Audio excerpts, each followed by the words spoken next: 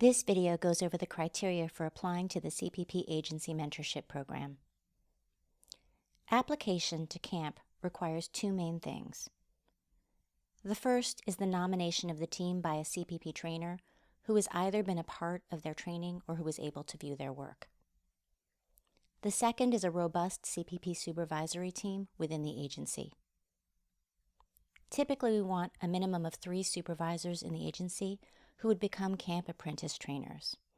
This is because this is a team approach, and if you have 2 trainers and one leaves, you don't have a team anymore, and it's not as sustainable. In rare cases, the mentorship team may grant an exception if there are 2 CPP supervisors and very low likelihood that they will leave the agency. We understand that there are rural agencies in areas with high CPP need and low resources, and we know that in these locations it may not be possible to have 3 CPP supervisors. Under these circumstances, agencies can form virtual teams for the sake of a C.A.M.P training. They need to demonstrate that they can partner well and that the supervisors and agency CPP teams can meet and support each other during the learning process and beyond, ideally.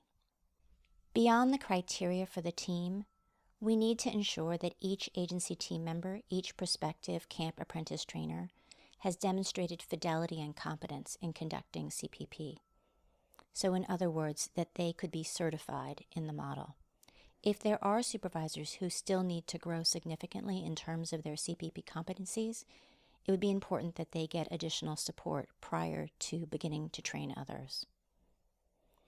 The nominating trainer may be able to certify that a supervisor has a high level of fidelity and competence in CPP, perhaps because they directly observe their work during the implementation level training. They may have participated actively during case discussions on the consult calls. They may have presented detailed process notes or videos during a learning session. If these things didn't happen, if the person wasn't very active during the implementation level training, or if they need additional experience to grow in their CPP capacities after the training, it may not be possible for a trainer to attest to their model fidelity and competence without a formal review of their work. And so this might be a necessary step as part of the application process. We believe that agency support is foundational to learning and doing CPP. So a part of the C.A.M.P application criteria involves agency fidelity.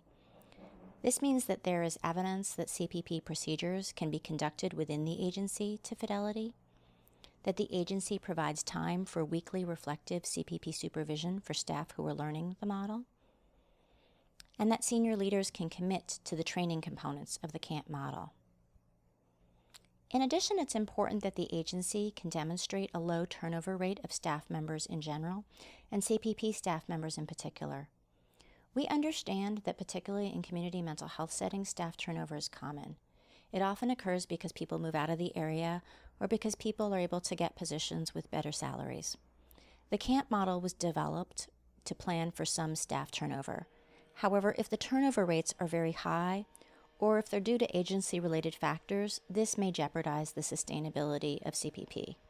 The C.A.M.P model is a significant investment on the part of agencies, systems, and trainers, and we want to make sure that we're all investing wisely.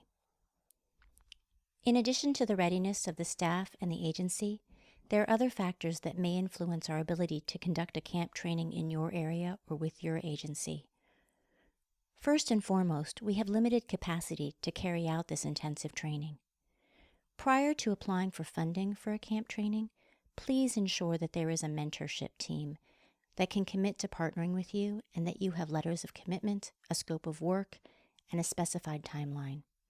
We need to ensure the availability of a senior CPP trainer or member of the CPP dissemination team who is endorsed to lead the C.A.M.P training. This trainer may also partner with local CPP trainers who will serve as secondary mentors. Other selection considerations include the overall need for CPP within the geographic area, system support for CPP. We are prioritizing areas where large systems have supported the implementation of CPP through multiple learning collaboratives. Evidence of collaboration with CPP trainers. CPP is a relationship-based treatment, And so it's important that as we train new trainers, we're able to develop collaborative relationships between teams of new and existing trainers. We also want to train agencies that partner well with other agencies and systems in their area, because we hope that as CPP grows in that area, these agencies will serve as mentors to others. Now that you understand the core aspects of the application process, please watch the next video, which covers the C.A.M.P components.